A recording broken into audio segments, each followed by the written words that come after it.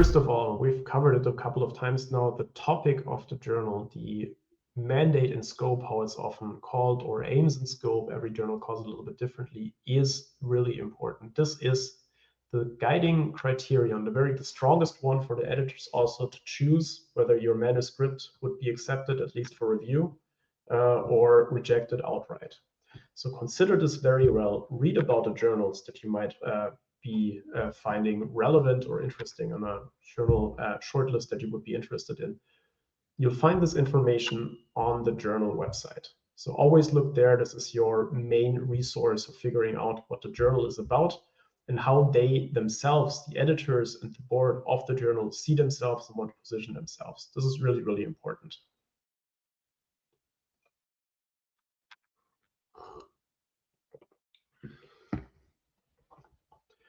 Second of all, consider the article type. There's a lot of different articles and a lot of different kinds of articles that are out there.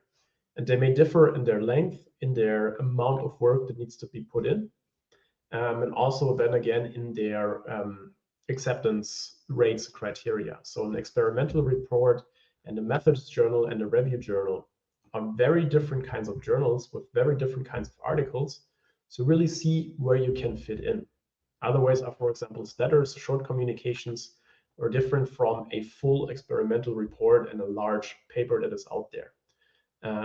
Many of the especially high impact journals have created short communications or short letter journals that do not fully reach the same impact factor as the main journals, but still carry that name, but might have very different requirements on the amount of work, the amount of data that you put in to show the relevance, and then again, their relevant reputation. So really consider what kind of article you would like to put out there.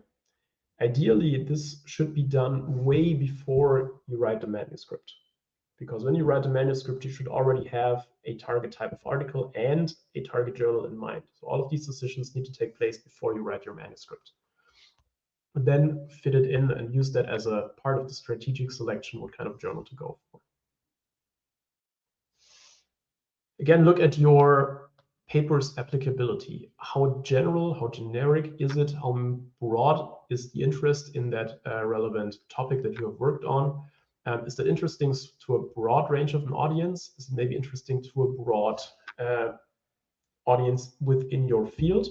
Or is it extremely specialized? Just as an example, what I mean here, if we're talking, for example, a case in cardiovascular health, or more specifically, cardiac anesthesia.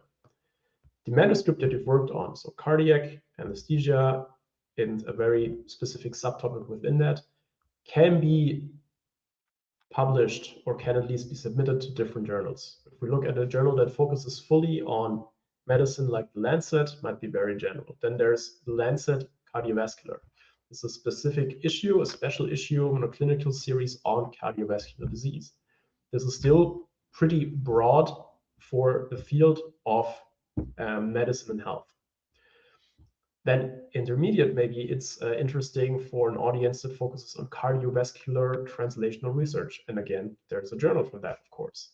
Or if you think it's a very specific field only, it's really only interesting to people within the cardiac anesthesia field itself, then maybe that's the right journal to go for. Look at a super specialized journal that really focuses, for example, here on cardiac anesthesia.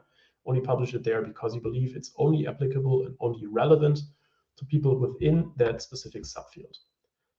Typically, the acceptance rates go much higher the farther you move to the rest. The more specialized you get, the less work is going into these fields, the less researchers are working on these topics, and therefore the acceptance rates typically are a bit higher for the more specialized ones versus the more generic or more general publications. Another dimension to consider here is also if it's interesting to a broad geography or much more localized. So if it's a population study, it might be much more relevant, for example, to an Asian or just a country-specific journal. If you're doing epidemiology, for example, again, you to take health as an example.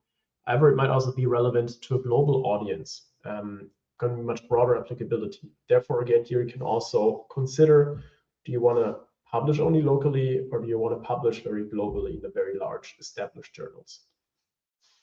Again, here, acceptance rate is probably higher in the more local, with the smaller geographic range publications, than the very broad, very general, very global publications, rather to the left.